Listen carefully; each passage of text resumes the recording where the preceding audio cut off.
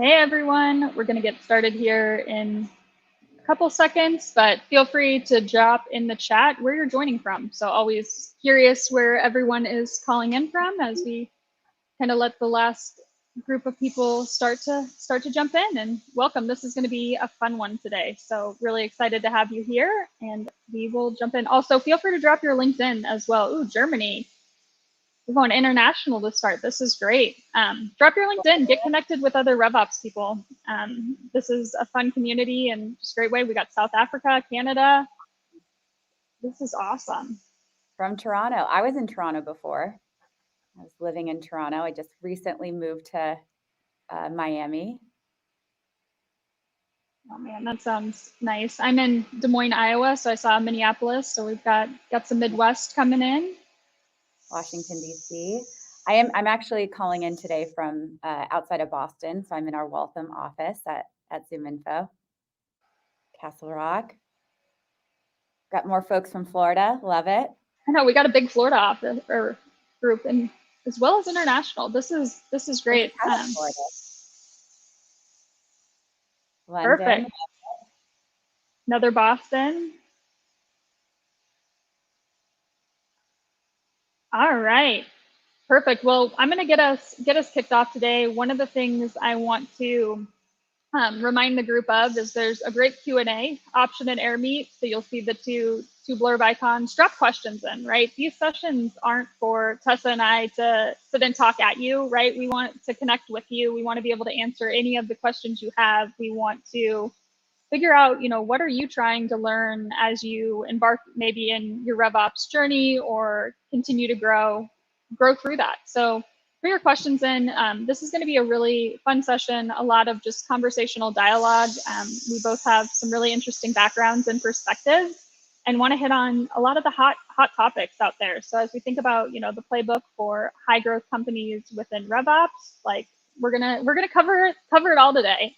But most importantly, we want to make sure it's valuable for you. So drop your questions in, be a part of the conversation, and this will be recorded and shared out too. So we'll go from there. And to kick off, I'm Molly Bodensteiner. For those of you who haven't attended a RevGenius webinar in a while, I've done a few of these. I lead operations at Sound, and then I'll let Tessa introduce herself. So Tessa Whitaker, I'm the VP of RevOps at ZoomInfo. Molly, I'm so excited to be here today and to talk to you about the different topics that we discussed. And I know that we're both passionate about and are hot topics in the RevOps space right now. So excited to be here and looking forward to all the questions as well. Absolutely. So I think, we're going to take the first one, right? We're going to acknowledge like RevOps is one of the fastest growing roles. This has been the common theme over the last 12 to 15 months. Like, what does this actually mean? Like, how can a RevOps role like be the fastest growing? One of the things that I look at is I've ran RevOps at 5 different companies, from being a team of 1 Series A to a team of 90 plus in a Series D organization to working in RevOps at a publicly traded company with 30,000 employees. As we were talking about this and riffing on this, I was like, there's not a one size fits all. So when we talk about, hey, this is the fastest growing role, like what does that actually mean when there's not a key, standard job description for RevOps? And be interested on your take on like, how does this change based on company size, and like, what are you seeing and hearing in the market? Well, it's interesting because anytime I talk to any RevOps professional and I'm like, what do you do? It's completely different. Our jobs are all completely different. But I do think there is, this almost like this maturity model. So if you're a RevOps professional at a super small company, you're probably wearing 30 different hats. Whereas if you're a RevOps professional that's at, a publicly traded $1 billion plus company, you're probably a little bit more specialized in what you're doing. But I think that what's interesting is as you look at the different companies and the roles of RevOps, they're consistently trying to bring all the operational pieces together to really break down those silos and really be thinking about the revenue engine from end to end. But, if you're one person at a 30-person company, you're going to be doing all of the different elements of RevOps, whereas, as you go up in the maturity model, you might have one element or pillar underneath RevOps. But Absolutely. Curious to, to your experience in that. Yeah, absolutely. And like, it's that how specialized can you be versus like a generalist too. And one Right. of the things that I think a lot about is like, you know, when companies are evaluating either introducing RevOps or hiring for RevOps, you know, some of those first hires, it's how do you balance that, right? I think a lot of like early stage companies, you're trying to bring a generalist in at it more of an entry level, but how do you find somebody who understands sales, marketing, CS, you know, potentially finance or product ops as that role too? Well, I don't even know if you can find that person as much as like you're hiring someone who just has to be able to figure it out and just get it done because they're going to be doing everything to your point from sales ops to marketing ops to figuring out, how they're going to do the finance or the back office legal things like they have to be able to figure everything out. And so when you're hiring that person, you might hire them from another small company where they've done RevOps before, but essentially is you have to get a jack of all trades. And then as you go up in the maturity and your company is growing, then you have to say, okay, well, we actually need someone who has done this before, specializes in sales operations, and we need someone who has seen it before and seen bigger in marketing operations. What's interesting, and I think about even my organization when I came in, is that everyone was just called RevOps, right? They were all RevOps, was the title. And it was like, well, actually, we need to be, more intentional about how we're going to segment and how we're going to have the different pillars and the roles and the responsibilities of every single person. Um, because, as you mature, you need more specialists. And the person that you hire to be the RevOps person when you're starting out, or your first RevOps person, isn't necessarily going to be the person that you need as you scale up, to 100, 200, 300 million ARR. Yeah, and I think you just nailed it, right? Like you hear a lot of times, growth outpaces people. As a company is growing, especially in a hyper growth company, the skill set that you need to go from, let's call it a seed round to your A to your B tends to evolve because your company strategy is evolving, the needs are evolving. And I think you see that same thing within revenue operations, right? The person who maybe is the one who came in and you hired your first RevOps person to stand up your CRM, right? Might not be the person who's helping you manage your compensation and your headcount planning and more of like those strategic initiatives, and being just really mindful of like what are the skills that you need to either develop or bring in as you continue to grow.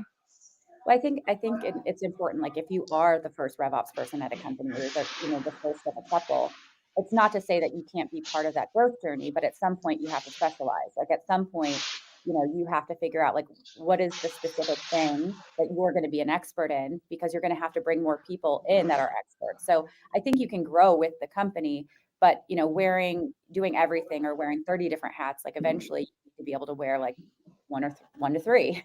Yeah, and like and then again, the thing I think a lot about is like one of the prominent things is we've seen, and I felt firsthand, I'll be a little vulnerable here, is like, yeah, it's fastest growing role, right? Like you get the team of one, like burnout becomes real in this, right? Like the amount of work and expectations and like things that need to happen, and balancing not only the strategic components of it but also the tactical execution pieces Right. of it become really important in Well, the these thing with teams. RevOps is you have, something breaks, it's going to be business stopping. So Yeah.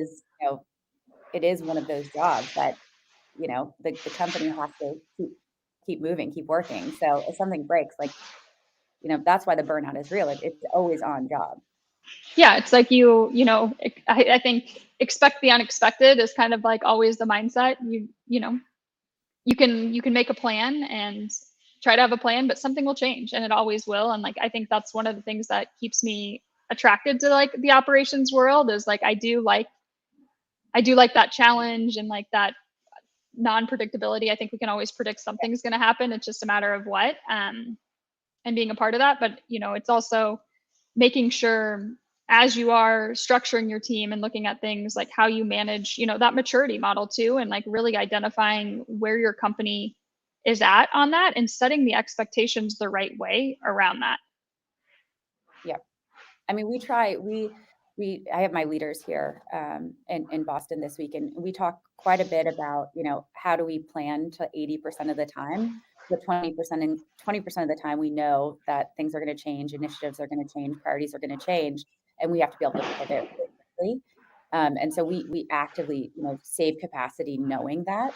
Yep. And then we talk quite a bit about, planning, like how do you plan as a RevOps professional with the priorities, shifting.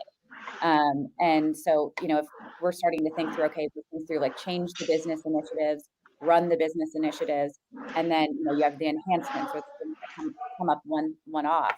And so change the business, sure, like the transformational initiatives you can plan for, but ultimately the run the business, like that's going to continue to be fluid sprint by sprint or however you're planning and executing and deploying your time. Yeah, absolutely. And the last kind of piece, then I'll move us through to our next topic. Like, just again, thinking about your organization. Like, one of the things that's helped me is like, are we reactive? Fixing when broken. Like, no central vision, right? Just trying to get our heads above water. Are we informed? Are we proactive? Are we predictive? And like really setting like those expectations of like, where is our operations team from a maturity, and like how do we get to the next phase the right way? And it might be, some areas you're really proactive, others you're really reactive, and like trying to find that right balance, which a lot of times is, we do a lot of great things for stakeholders in terms of improving process and building those frameworks, that we need to look at our internal team and do the same to help make Yeah. our own team more efficient.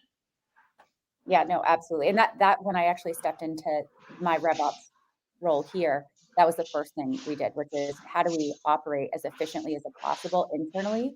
Because that's going to help us execute for the business as proactively and efficiently as possible. So, like, I think a lot of times as RevOps professionals, we're on our heels and we're being reactive to what the business is bringing to us. But if we take that space to actually think through how do we, what's our operating model?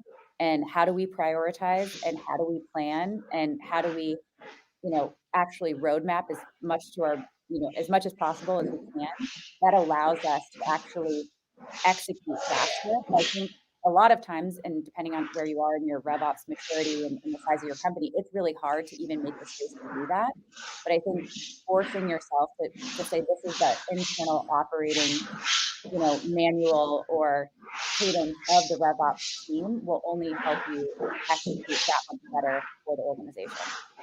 For sure. And we've got a great question, which actually leads us right into our next topic, is really talking about RevOps and the role of this within go-to-market. So Tessa, I'll let you kick off, but like from your perspective, what's the difference between RevOps and GTM? That's a great question. It's funny because we've talked about this before, is that you look at it, different job descriptions, right? And a lot of times like RevOps or GTM, you see almost used interchangeably, right? Sometimes. But when I think about revenue operations, it's really bringing in all the different operational pillars. So you have like marketing operations, you have sales operations, you have your CS operations, and you have your systems, your systems and like your rev tech and your process. That's all underneath one central organization. And so it's really saying like all the different operational teams and all the teams that are supporting your tech stack all under one place, to break down silos and making sure you're thinking about the revenue engine from end to end, from everything from your pre-sales to your post-sales to your back office organization, all under one umbrella. I think and I'm interested to hear your take. I think for go-to-market operations, when sometimes that's not inclusive of, let's say, your process and systems, or sometimes you don't see rev tech within that. It's not fully looking at, or managing the entire tech stack. But again, like I have seen job descriptions that also include that. So I do think there is a difference. I do think revenue operations is like the hot new title that people are using as they consolidate the ops teams under one function. But I see RevOps versus go-to-market ops just being more holistic and incorporating the tech stack underneath that. But be curious if you've seen something different than that.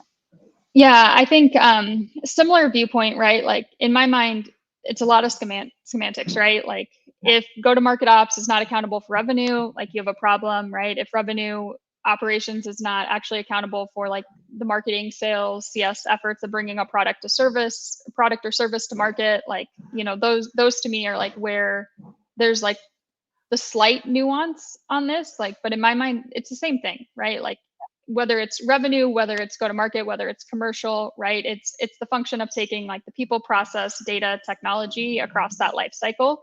Right. And using the word customer, meaning like your internal stakeholders, but also your external stakeholders, and customers as well. So I think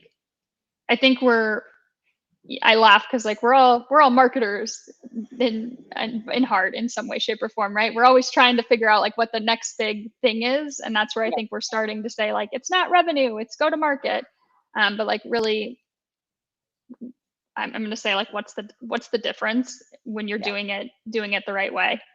I think if we were to go on LinkedIn right now and pull up like 5 different, job postings, and whether they're go to market or RevOps, they probably are the same. Close. Yeah, agreed. And so, and this goes to like the topic, right? Like RevOps is just sales ops, right? Like if you want to know my like biggest ick in being in RevOps, and I know you came through from a sales ops background. I came through from like a marketing ops background and into these roles, right? Like sales operations is a pillar of revenue operations. Like, yeah, one pillar. So, I mean, but I think that, like we go back to the RevOps person that is, the 1 or 2 or 3 at a small company. Yeah, they're doing a ton of sales operations. Certainly that's probably a large part of their role. But then again, as you mature your RevOps organization, your team is growing, you're going to have dedicated sales ops people, or you're going to, or dedicated sales ops pillar. But certainly that's just one of maybe 5, 6 even pillars that you might have. And even with RevOps organizations, you're also seeing enablement underneath them a lot of times as well now. So like enablement is starting to sit underneath the RevOps umbrella, which is also a new trend. So I think that it is funny though, when people are like, what, RevOps, sales ops, same thing. It's completely different, right? And as you said, like I came up through sales operations, like I wasn't thinking, my last job, I was working on Tableau for Salesforce. I was at Salesforce for almost a decade. And, I wasn't thinking about pre-sales. I wasn't thinking about post-sales. I was only thinking about sales.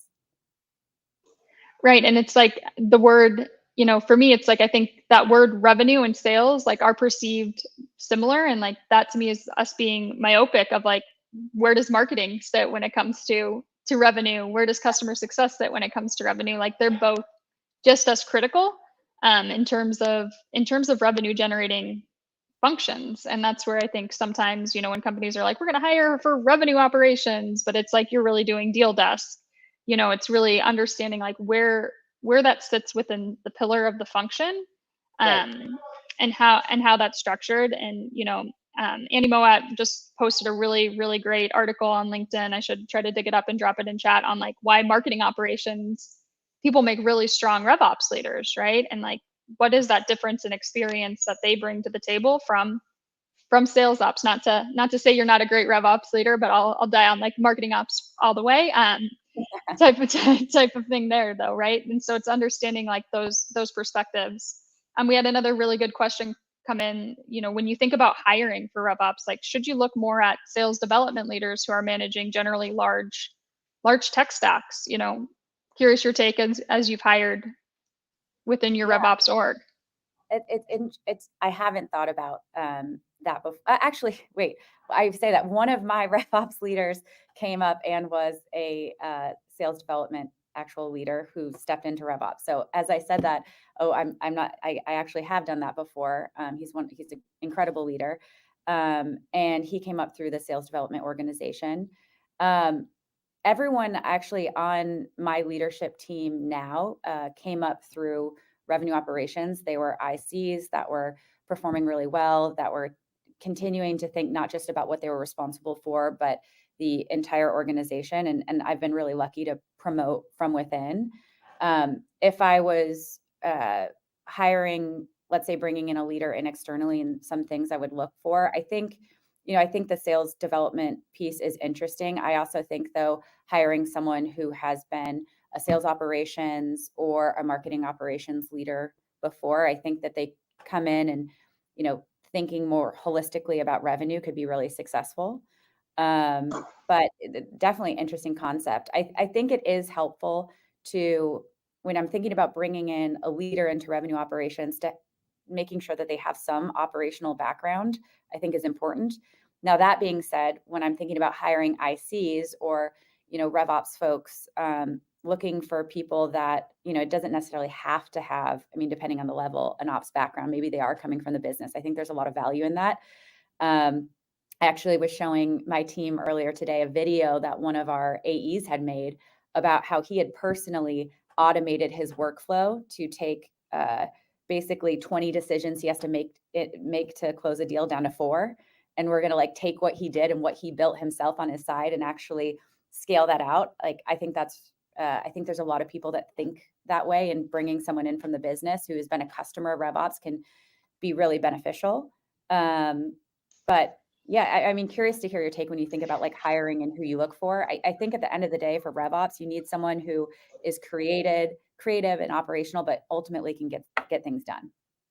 Yeah, no, I think that's great perspective. And again, it doesn't have to be a leader, but one of the things that I try to call out, especially, as internal people approach me specifically, or, SDRs or AEs who say like, I want to transition into RevOps, is really understanding what that means. Because I think sometimes there's like this perception around RevOps, and it's, this, I'm not going to say glamorous, but like very different, like type of role. And I've hired AEs to come in and do sales ops, right, as like part of the development plan. But it's really understanding what it is, right? It's not easy too, and it's even harder when you're making those transitions. And so understanding, why they want to make the move out of their current role, out of sales and into it, and like how they'll ramp into it too. Because like again, you don't learn these things, right? Like this is a lot of on the job training. The value that I see on like some of the internal hires, right, to your point, is like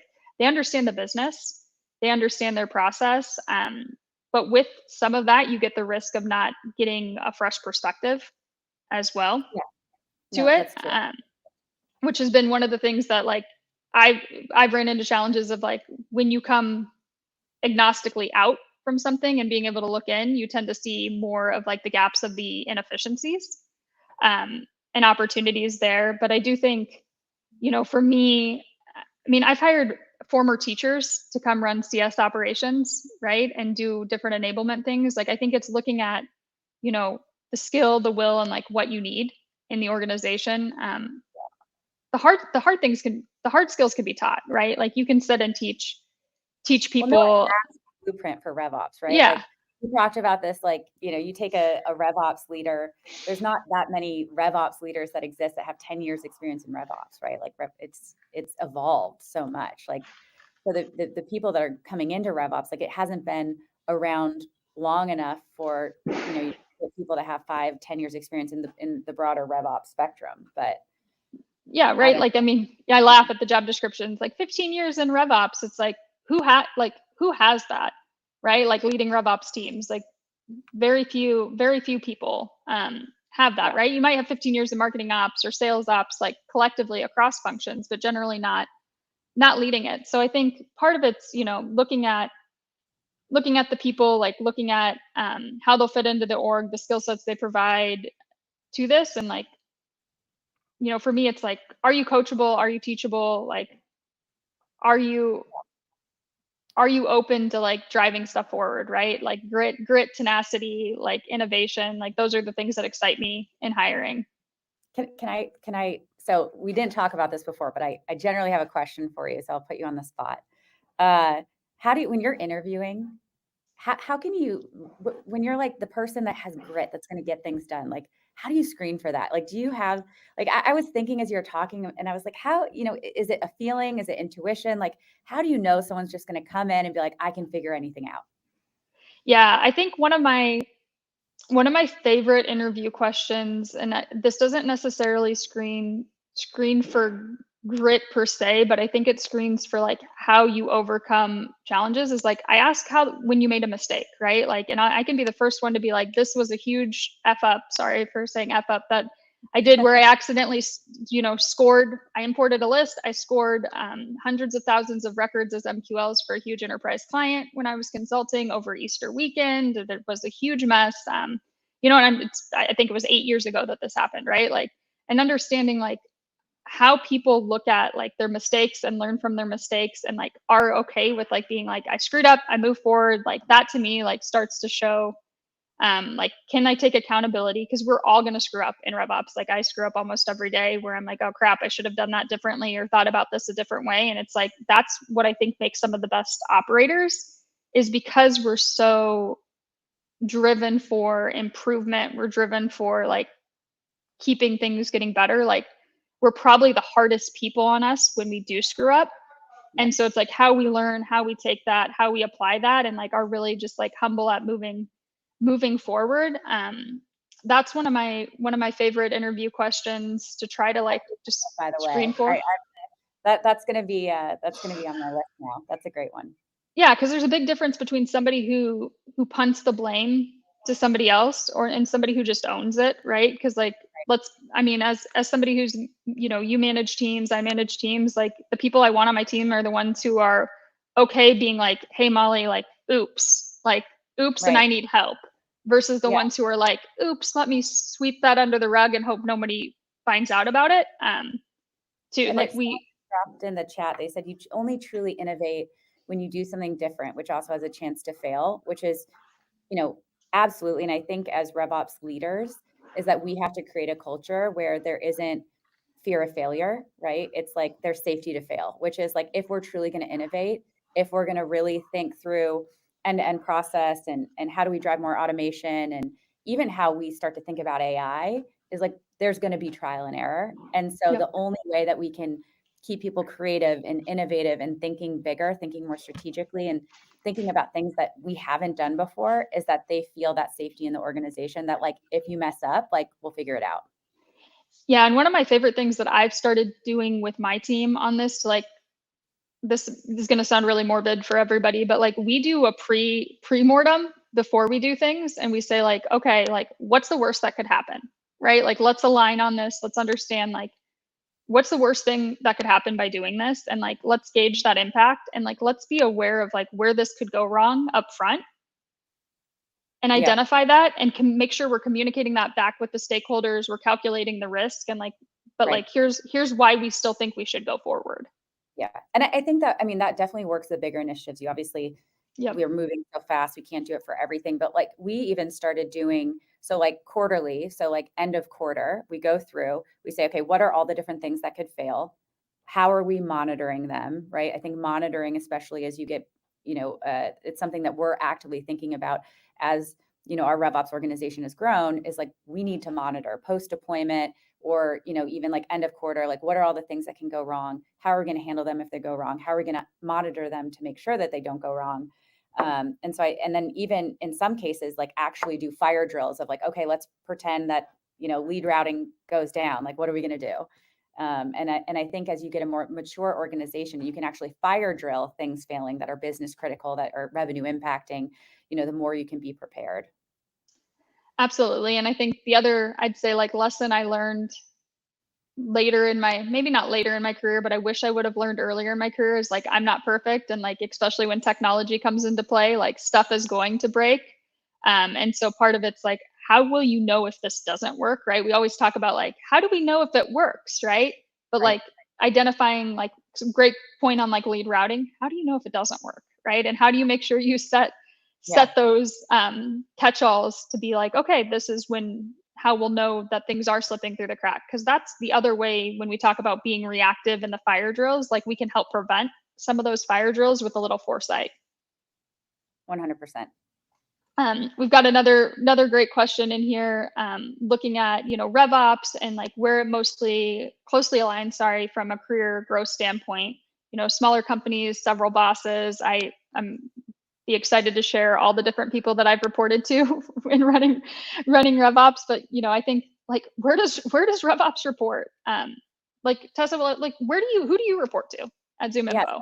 Yeah, so I report into our COO of go-to-market.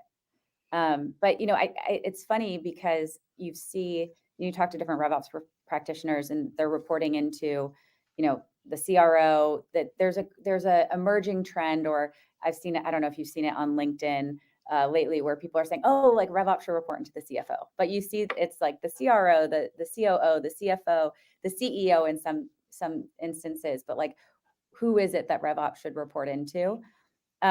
It's funny, like I think for me, I think operators should report into operators is kind of how I've always thought about it. Like, one, just from a career progression standpoint, but you're thinking about things in a similar way.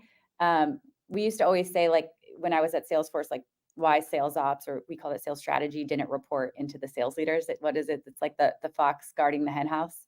Is that it's our job as operators to be thinking holistically, but also pushing back on our stakeholders, right? Like, is this the right thing that we should be doing now? Or is this not good for like the holistic, revenue funnel? And so I think, like, I'd probably feel strongly that as RevOps professionals, we shouldn't report into sales. I think it makes sense to be kind of in the COO function, but of course, very curious to see how you think about that. Yeah, I love the like bifurcation of like, marketing ops shouldn't report into marketing. Like to me, I think it's when I think about like how I position like my marketing ops and marketing person, like my marketing ops person is the business partner to marketing, right? Yeah. They are like that right hand, they're the business partner to marketing, and then they're the conduit back into like the operations organization and like that alignment. And I think it creates the ability to properly push back, to challenge, to Right. bring holistic together without the reporting line, right? And like without that narrative there. And I laugh, at the question, because I was like, all right, well, I've reported to a CEO, a CRO, a CFO, a COO. At one point, I reported to product and engineering, which was just a really interesting time in my life. And so I run operations now, and like RevOps reports into me, and I report into the CEO. But I think like when I've looked back and said like, why have I reported where I reported? I think it's been driven a lot by the people more than like the function to some extent. And some of this is because RevOps is newer to some of these organizations, right? It's trying to find the right point. Like I've had 4 different leaders in my time at Sound. And that's because like as the team grows and things evolve, like the needs of where the reporting line and that alignment has evolved as well too. Yeah. So I do agree with your point on like operators to operators, right? Like especially if the maturity model and like what you're aiming to do is like really focused on operational excellence, and Right. like that alignment not only within the go to market or the revenue organization, but across the entire organization. Like that to me is where I think you start to really drive that cross functional piece. I think the challenge with that, right, is like you have to have a lot of rigor and like be really mindful of like from like the leader perspective. And like this is, my 2 cents is like it's a broad scope, Right. as you take over all of operations. And so like really making sure you're not diluting the focus and like the prioritization when it comes to, capacity and need. Because as we know, like the person who yells the loudest tends to have the smallest fire, but yells the loudest too, and trying to balance that. Yeah. No, I completely agree. I additionally like the other one that's like, again, I'm going to throw like hot take out there. I think my favorite person that I've ever reported to was a CFO. Yeah, I was going to ask you about that. So I get this question all the time. Like, what is my opinion on RevOps reporting into the CFO? And like, I can't remember. I've seen polls on LinkedIn on this recently, and it's like this new hot take that RevOps should report into the CFO. So I'd be curious, like, well, one, what was your experience like reporting into a CFO? But like, do you agree with that? I'm not. I do see, the where it's coming from. I think like having the CFO is obviously responsible for end-to-end revenue. And so maybe it makes sense for those operators to report into that person, but would be curious to hear about your experience and whether or not you agree.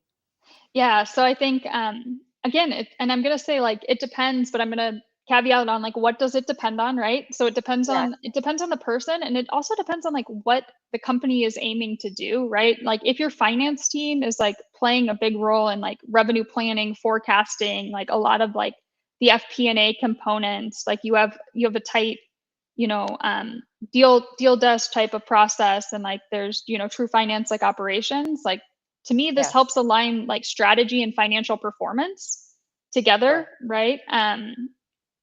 And so I think like that's where it can be really like advantageous of like getting more of like that alignment, um for like the execution on like, hey, here's what we're trying to do. The other part that, again, it I say it like, the biggest value that I got out of it is like, when the CFO is actually like taking you through the details of things, right? And like having that level of granularity and insight that you maybe wouldn't have Getting that as for, visibility yeah, into like a- visibility that you gain from that. Yeah. yep, that Well, and as also forthcoming.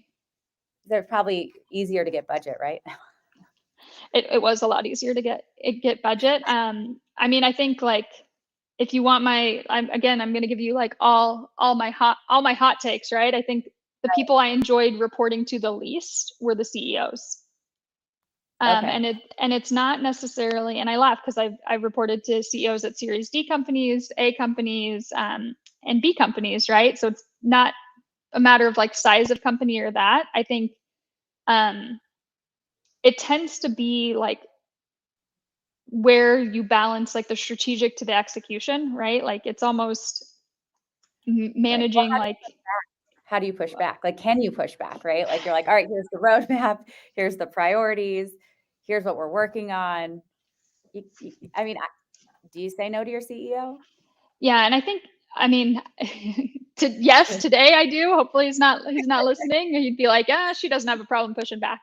But I mean, I think it's good in like smaller, fast scaling organizations when there's not necessarily a CRO in place, right? So if you don't have a CRO in place and you have, sales, marketing, CS leaders like all reporting into the CEO, like it doesn't, in my opinion, it doesn't make sense to put, RevOps under the VP of sales, right? Because then you're nesting under a function, the same reason you wouldn't have marketing ops, report into marketing. So it keeps it decentralized.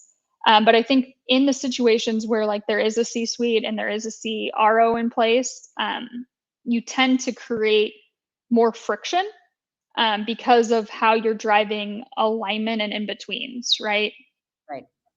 And so I think that becomes the risk. I do think, RevOps, like if you're not reporting to the CEO and like, assuming you're not a publicly traded company where, access to this CEO isn't readily available, like you really should be having some sort of like check-ins with the CEO, right? This was one of the things that I did at Granular, met with the CEO every other month, at that point, and he just asked like, what are you seeing, right? I think we're in a position to like really see a lot from that external perspective of like what's working versus what's not working. And a lot of those conversations that I'd like to have is like, let's talk about the strategy, right? Like, Right. as you're looking at these objectives and like what we're trying to do as a business, and like calling out, what it takes to get there, and Yep. starting to at least plant those seeds at Yeah. that Yeah. CEO level, We're to be doing able it to help quarterly. advocate. We started doing, so we do a QBR, a RevOps QBR now with our CEO. So we're doing a quarterly business review. And basically what we do is we do a look back of like, here are the top initiatives that were delivered. And then what we do is we say, and here are our top company priorities. And then here's what we're focused on now to deliver against those priorities. So just making sure that everything that we're prioritizing, that we're driving forward from like a change the business, run the business, ties back up to the most strategic company priorities. And so we've really, really, push to align our work to, the top priorities. And then it's also helped empower everyone in the RevOps organization when you have the business coming to you and saying like, hey, we need to do this. It's like, well, actually, this is the current priority. Here's where our capacity is going. And it aligns to the company objectives. So we've done a lot of work around that. But of course, I'm at, a publicly traded $1 billion+ company. So I think it's probably slightly easier to do than if you're at a much smaller, startup, uh, 2, 3 RevOps people. So it's very different from like a maturity standpoint. For sure. We've had a bunch of questions come in, so I'm going to try to get some of these in place. Sorry about that. We got heated topic. One of the key trends for RevOps is an emphasis on growing reoccurring revenue, reducing customer churn, better onboarding, enablement, renewal process, etc. Do you agree? If so, how do you feel RevOps can best lead related efforts here? Well, yeah, I do agree. That is definitely all the different, I mean, the things that we're focused on. I think whether you're at a small company or a big company, those are, the main things that people are focusing on right now, especially with the current macro. I mean, reducing churn, I think, is top of mind for all of us as RevOps professionals. What was the second part of the question? It was how can RevOps best lead related efforts?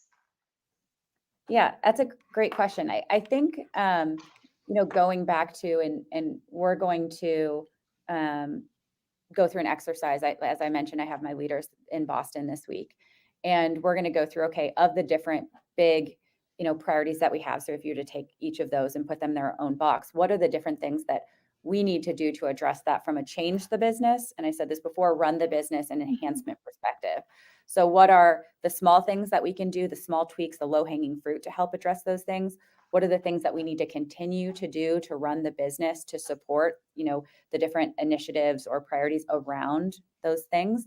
But then from a change the business perspective, thinking more creatively and innovatively, what are things that we can do to change from a process standpoint, from a tech stack standpoint, to how we're actually go to market to address those things, and what is within our control as RevOps professionals to help address that. And I think, a lot of times we get into these rhythms where we're waiting for we're like we talked about proactive versus reactive, which is like we're reactive. The business is coming to us and saying we need to do these things.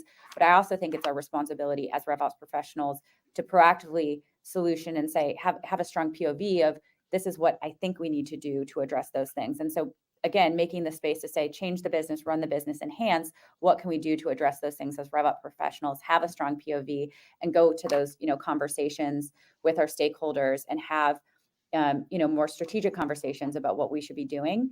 One of the things we talk about in my organization a lot is how do you go from like an IC order taker to a strategic partner? And really it is just having a strong POV. And so how do you build that POV? One of the things that we started doing last quarter is we have this thing called a ride along program. And so every person that's in my organization has to go sit with the field 3 hours a month where they're basically having them walk through process, they're shadowing them, they're asking them questions, they're getting feedback. I personally do roundtables, but just making sure that they're continuing to have a feedback loop from our customers internally on how things are operating so that we can, again, be strategic partners and develop our strong POV on change the business, run the business, and enhancing the business. I love the ride along. There was a question in here that was like, what are a few mistakes you see like RevOps professionals like prone to making, right? And I think like one of the key mistakes is like we make assumptions on how people are doing things, right? Yeah. And so like the job shadowing, the like going and like really sitting in somebody's shoes to understand their job, like Right. how like we can sit all day and say like this is what the process should be, do this process, like this is how it's built, but like if that's not how people do their job and not what makes sense logically for how they Right. need to execute, like that's where I think you start to get into trouble, right? Over simplification is the key to success because sometimes we think, oh, this process isn't that hard, but to someone who, is making 20 decisions a day, a process that is complicated or not just, 3-point click solution is going to be really complicated for them to understand and adopt. And so we might be, releasing things that aren't having strong adoption because they're just too complicated, but they seem simple to us. The other Yeah. thing that I'm laughing because I'm like, a field's just a field. Like a great example of this is like, go try to close a deal in your CRM, right? And like, check your validation rules, check that process. Like, you wonder why they get frustrated, right? Like, make sure it makes sense. it needs to be intuitive, right? If you have to explain it to someone, it's going to be hard to follow. And so how do you think about process intuitively so that, you don't have to have enablement, Right. which of course, we're certainly not there, but I think that there are, there's a lot to be said about simplification and intuitive process, and making sure that it's really simple to understand is super important. The other thing I was going to say, when you say like, what are mistakes RevOps professionals make, and something I talk to my team a lot about is sometimes we'll like sit in a room with the door closed and be like, let's come up with a solution for this. Like, let's be really creative and invent something. But there's so many other companies or resources or places out there that you can just go and say like, how are other people doing this, and learn from others' mistakes versus feeling like we need to create from scratch, or be super innovative and just like come up with something on our own. Like, there's a lot of great solutions out there, or great RevOps professionals out there that have solved these problems. And I think learning from others and understanding like industry best practices is really important. But I think sometimes we're moving so fast, we're like, let's just come up with a solution, but like taking the time to understand what others are doing is also super valuable. Yeah, I mean, I think I'll be selfish. Like, I think we've got one of the best communities out here. And I think part of that is because so many of us were like teams of one, right? And like trying to Yeah, figure it out how we went. Like, and it's like I don't have another coworker in RevOps. So like I'm gonna go find this third, external person who's gonna become my coworker, right? And so leaning in on those relationships and those learnings are huge. right. Another question is like, is RevOps um, agnostic to geography, right? If no, like what differences do you see in different geographies? I'll jump in here. So I led RevOps at Deal, which is a huge global organization. I had a completely global RevOps team. I had people on every continent other than Antarctica, which was a lot of fun there. You know, it's I think it depends on how the business again is set up, right? We had, obviously different geography sales teams, but we did try to make sure like as much of our stack could be agnostic to geographies, like the better in that. But we did understand like there were nuances, right? There's obviously regulations when you think about how consumers buy and like the buying process. Like you have to meet those expectations first and foremost, and like that's where there are cultural differences and different norms that you have to take into consideration from a process standpoint. When you think about sourcing data, right? Like how do you make sure you're getting the right information, and augmenting, like if there's not one size fits all solution that can provide the information you need for, let's say China or Latam, right? Do you have that right data for those sellers, or is there more specialization that you need? Any thoughts on kind of your end? Yeah, no, I agree with you. I mean, ultimately, from like a tech stack perspective, like as much as you can have one centralized tech stack and not have nuances or differences depending on geography, that's important. I think when you think about like staffing for RevOps, if you are able to put the business partners in the same geography as their stakeholders, I think that there's definitely value to that. I personally, so I have a team. My team is predominantly U.S. based, but then I also have a team in India, which incredible team out of Bangalore. And I think even from like an hours coverage perspective, it's helpful to have a global team. Your company is running 24/7, so having people in different time zones is definitely incredibly important. But I think when it comes to like pure, like if you're hiring for business partners, like if you have a sales leader, let's say you're hiring sales ops under RevOps, and you have a sales ops person supporting the UK, like I would probably hire in the UK versus having someone sitting in North America. Um, so I've had US North America based roles. I've had I had an EMEA role, so I worked out of London for 3 years, and then I've had global roles. But I think, yeah, having someone that's geographically in the region that they're supporting is super critical. Oh, agreed. Yeah, it's like wholeheartedly agreed. Otherwise, Yeah, it creates friction and tension when things can't move at the pace you need them to, right? From 100. a scheduling perspective. And we've had a few questions come in on just, measuring the impact of revenue operations, right? So like, how do we know we're successful in doing our jobs, and like, you know, Right. how do we, I'm going to say measure our worth, but that's not the right way to put this. But curious, like when you think about like when you're going back and saying like, here's the impact we made, like, what are you looking at? It's funny. So there's like the qualitative and the quantitative, right? So like, how do you actually measure how much work you're doing? Like, that's first and foremost. Like, what is the actual capacity of the team, and how much are you actually outputting? Now, I think not, work or output doesn't necessarily like, equal impact. But I also think it's super important to understand like, what is the capacity of the team, and how much are you actually producing? And so we did a lot of work with just, what is the capacity, and thinking through like actual, story points and hours of work that was produced, and how much can we take in per sprint, and then what are we releasing, and then being able to actually measure, okay, of our capacity, are we hitting our 100% of our capacity? Are we over capacity? And are we actually executing and releasing the work that we're committing to? So I think like just, is the team actually executing against what's committed, and what is the pure volume of that is one way. And it's interesting to drill into as well from a RevOps perspective, or RevOps leadership perspective, because you can see, are there areas we're overcommitted or and under delivering, or are there areas that we're actually over delivering, and then trying to understand what that looks like. And so just pure volume of work, I think that's one.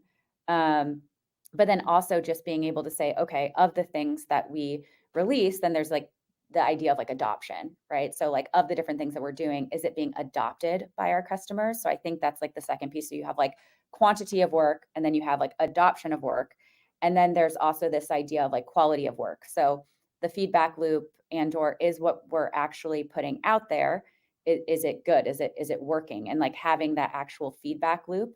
And then ultimately, which is like kind of like the foundational layer underneath all of it, of the company priorities, right? That we're aligning our work to, and aligning our priorities to, are we actually moving the needle? So like, if churn is something that is top of mind, and we're doing different initiatives around reducing churn, are we seeing the initiatives that we're, actually releasing, making an impact on churn? So I think it's like tying. So yes, there's like quantity of work, there's like the adoption of it, the quality, and then is it actually moving the needle on the company objectives, and goals that exist? Yeah, and I've got some additional thoughts to add in here, but I want to hit home on one of the things that you said around like, the capacity piece. And like one thing that and everyone's gonna roll their eyes when I say this, is like, I actually had my team track what they did for a week, right? Like, just open up a spreadsheet and like the things that pop up, right? Like when somebody slacks you, when you get these types of requests, like, go and track your time, right? Like, to me, it's like, understand like what is happening, where's it coming from, right? Because like that's how we are able to get a better sense of like the capacity, where are we broken in the process, right? And Right. I think we're our worst enemies when it comes to like, I'm going to say, enforcing some of that process, right? Like, everyone, you never want to be like the put the Jira ticket in person, but it's Right. like, if if I can't track it, I can't measure it, and for me as a leader, if I can't quantify the capacity that's needed, I can't get headcount too. 100%. And that's how you show like we can actually produce more, do more. If, we were to add headcount, our capacity goes up. One of our big bets this year, that we built out and launched, was centralized intake. So everything that comes into the organization is going through a centralized intake, which then is integrated into Jira. So we have everything tracked. And that's been a game changer, because otherwise, you don't have the ability to prioritize if you're not centrally intaking all the requests that come from the business. And I think the most empowering thing in this shift, right, that's come this year with the organization is, we're not saying no to the business, but it's like, yes, and what would you like us to deprioritize in order to deliver this new initiative? And I think that's been very empowering. Absolutely. And I laugh because, like, in February, we moved to centralized intake as well for everything. And like for me, so when I look at like, how do we measure this? Like, I look at effectiveness, right? Like, is what we're doing working, right? Are we moving the needles? Are we meeting our goals? Like, can we predict outcomes accurately, especially when we're looking at forecasting and like conversion rates? Then I look at efficiency. So I've got three E's: effectiveness, efficiency, and experience. Efficiency, right? Are we managing costs the right way? Are we looking at our CAC, our um, CLV, like those KPIs? Like, are we hindering productivity anywhere? Can we measure that impact of that productivity? And like, how are we managing our budget, right? And how are we looking at our tech, our tooling, our utilization, and then experience, right? To your point is like, are we creating the right experience? Are we meeting the expectations for like system downtime, SLA management, responsiveness? And because, it is cross-functional, like I'm sure you get a kick out of this when you look at your tickets, like we classify like which department are making different requests too, and seeing like, are we, and not to say like everything should be even, right? But like, are we supporting each function the right way? Right. And a lot of times, like, and I've been guilty of this. It's like the one that probably needs the most support isn't always the one asking for help. And like, as a leader, like that to me is the red flag. Right. And so it's like, how do you start to use that data to make sure you're doing that? We also NPS our internal teams. Yeah. And CSAT them, right? Like we want to make sure we're being good stakeholders back and creating that right experience and taking that feedback and applying it.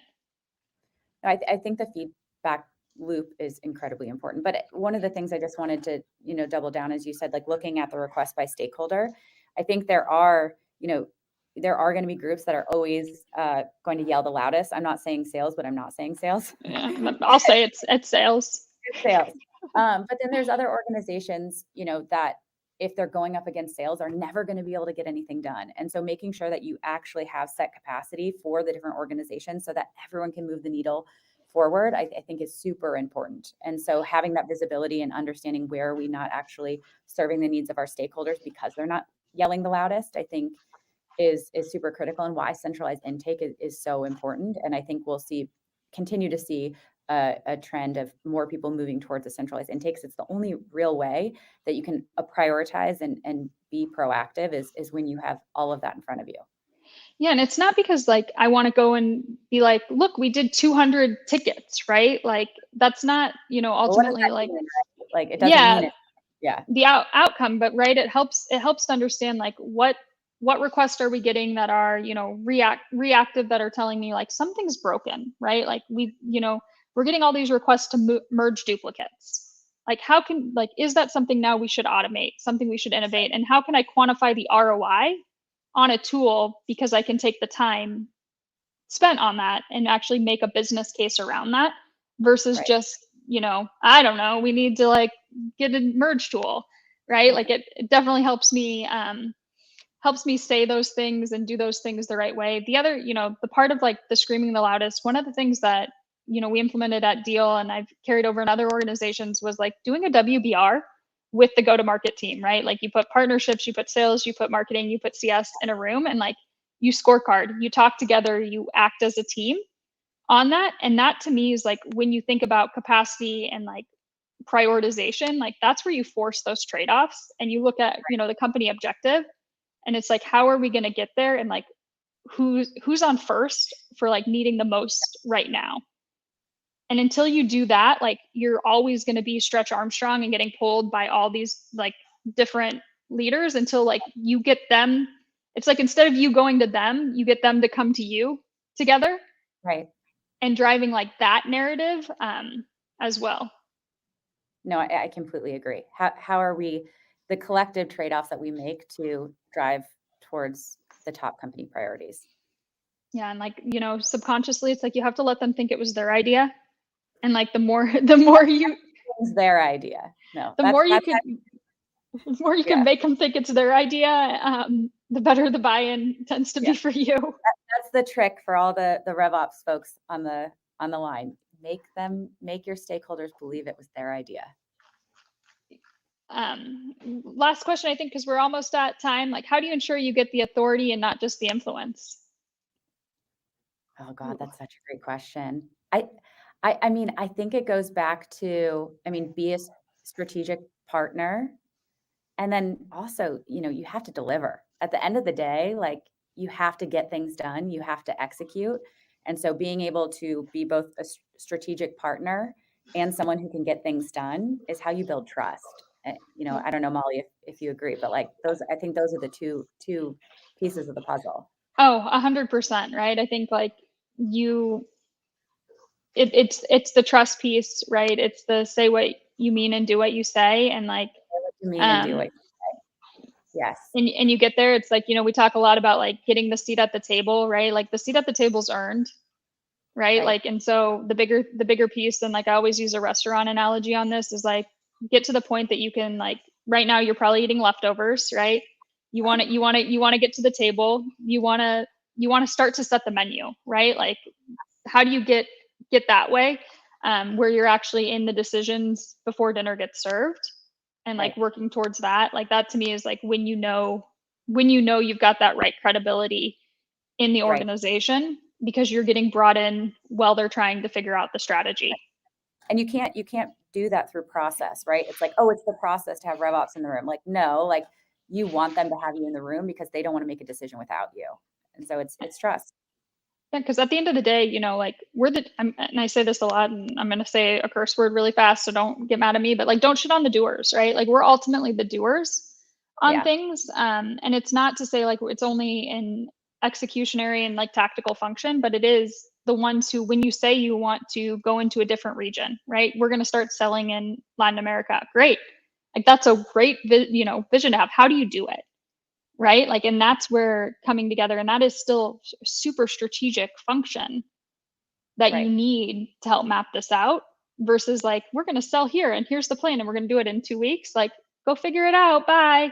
Right? Like, is where businesses get in trouble. And I speak from experience on these ones.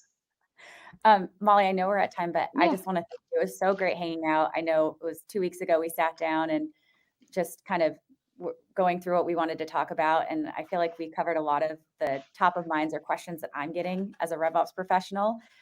So just thank you so much. I really enjoyed talking with you. Yeah, likewise. This has been great. And audience, thanks for all the great questions. Connect with us on LinkedIn, follow Rev Genius, and like, let's go, right? Like, we're all in this together, right? We talked about the community, and it's a community. Use it. Absolutely.